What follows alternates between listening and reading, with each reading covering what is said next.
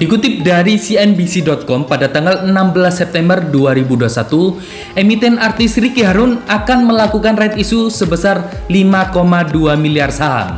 Emiten ini sebagai bocoran ya, bergerak di bidang besi dan baja. Sudah tahu siapa emiten ini?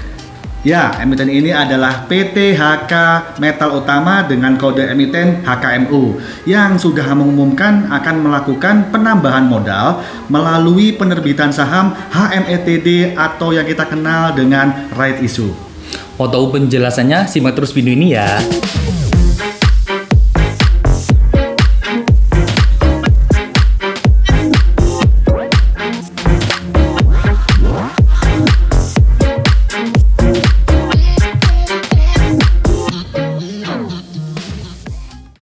Halo, bertemu lagi bersama kami di channel Kaloka Palevi. Bersama saya Kaloka. Saya Palevi. Seperti biasa, kami akan membahas seputar dunia investasi.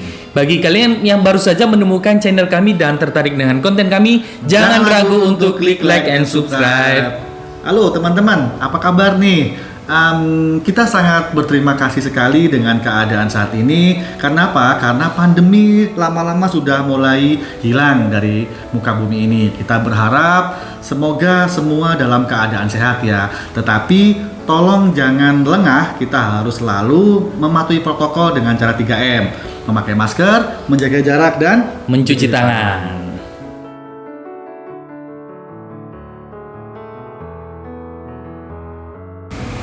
Pasti teman-teman sudah tahu, artis yang muda, keren, terkenal di sinetron Ganteng-Ganteng Serigala. Dia adalah Ricky Harun dengan nama lengkap Ricky Cinaldi Pertama. Dia secara sah ditetapkan sebagai komisaris PT HK Metal Utama melalui RUPST dan RUPSLB di bulan Agustus yang lalu. Pengangkatan Ricky Harun ini dikarenakan karena dia adalah public figure dan diharapkan akan meningkatkan kesadaran masyarakat tentang dunia pasar saham. Dan diharapkan juga dengan kehadiran Ricky Harun sebagai komisaris bisa mendongkrak kinerja dari PT HK Metal Utama. PT HK Metal Utama adalah emiten yang bergerak di industri manufaktur building material, khususnya aluminium, dan akan berencana melakukan right issue. Aksi korporasi penawaran umum terbatas atau PUT masih menunggu persetujuan dari para pemegang saham dalam RUPSLB atau Rapat Umum Pemegang Saham Luar Biasa yang akan diselenggarakan 7 Oktober 2021 mendatang. Dikutip dari prospektus CNBC.com, dalam PUT ini, perusahaan akan menawarkan sebesar 5,2 miliar saham baru dengan nominal nilai Rp100 per saham. Tujuan dari right issue ini adalah untuk penambahan modal. Yang kedua untuk pembayaran hutang. Yang ketiga sisanya akan dialokasikan ke anak usahanya. Nah, apabila pemegang saham tidak melakukan porsinya dalam right issue, maka kepemilikannya akan terdilusi maksimal sebesar 61,52%. Right issue ini untuk mendukung salah satu pengembangan usaha dengan cara menggandeng mitra strategis yang bergerak di bidang industri bahan bangunan dan industri digital. Dan saat ini HKMU sedang proses negosiasi dengan beberapa kontraktor yang rencananya akan berpartisipasi dalam proyek ibu kota baru di Kalimantan. Selain itu, untuk mendukung pengembangan bisnis, HKMU akan mengakuisisi unit usaha baru yang berfokus di fabrikasi aluminium dan Facade Solution Center untuk melengkapi lini bisnis perusahaan mulai dari pabrik aluminium sampai finish good. Dengan rencana seperti ini, HKMU berharap akan meningkatkan pendapatan di masa depan.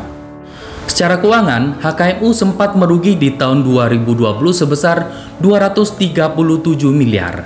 Di kuartal 1 2021, perusahaan ini berhasil membukukan laba bersih hanya 3,1 miliar.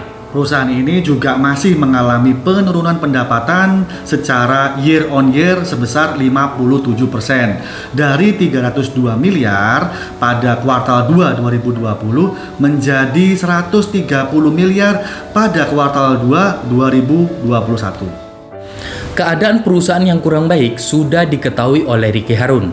Ketika ditanya tentang kerugian perusahaan, Ricky Harun mengatakan bahwa dengan adanya dirinya sebagai komisaris bisa membuat kinerja perusahaan kedepannya semakin bagus. Ricky Harun menjelaskan bahwa kerugian tahun 2020 disebabkan karena yang pertama pandemi, yang kedua HKMU selama ini masih berfokus pada pendistribusiannya saja. Nantinya HKMU tidak hanya berfokus pada pendistribusiannya, tetapi juga akan berfokus pada manufakturnya juga. Nah, kita berharap dengan adanya Ricky Harun menjadi komisaris akan membawa perubahan yang lebih baik untuk perusahaan kedepannya.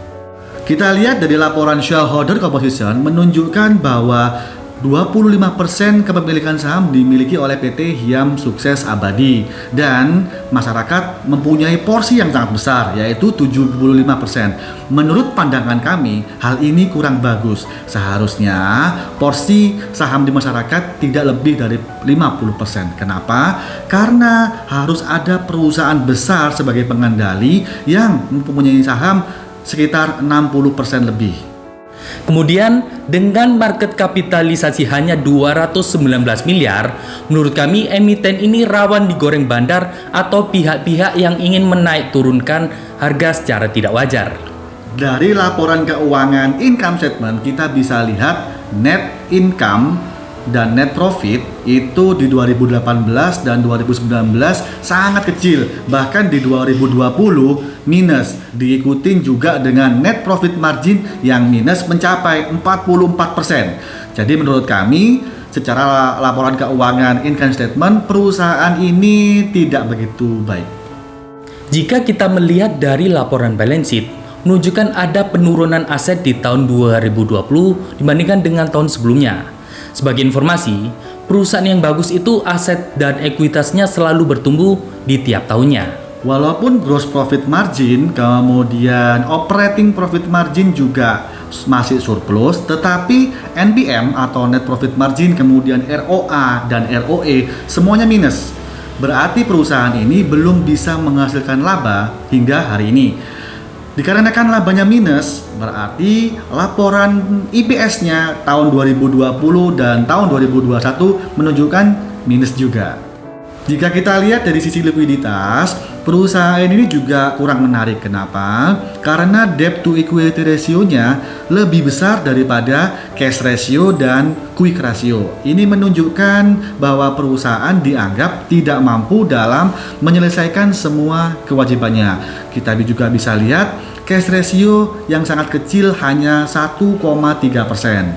Kesimpulannya, apakah dengan adanya Ricky Harun sebagai komisaris PT HK Metal Utama membuat kinerja perusahaan semakin baik? Kita lihat saja. Cukup sekian video kita kali ini. Jika dirasa video ini bermanfaat buat kalian dan perlu kami ingatkan lagi, jangan ragu untuk klik like and subscribe. Dan jika teman-teman ada kritik, saran yang bisa membangun video ini, silahkan chat your comment di kolom komentar supaya kita bisa memberikan video-video yang menarik seputar dunia investasi Berikutnya. So, thanks for watching and See ya!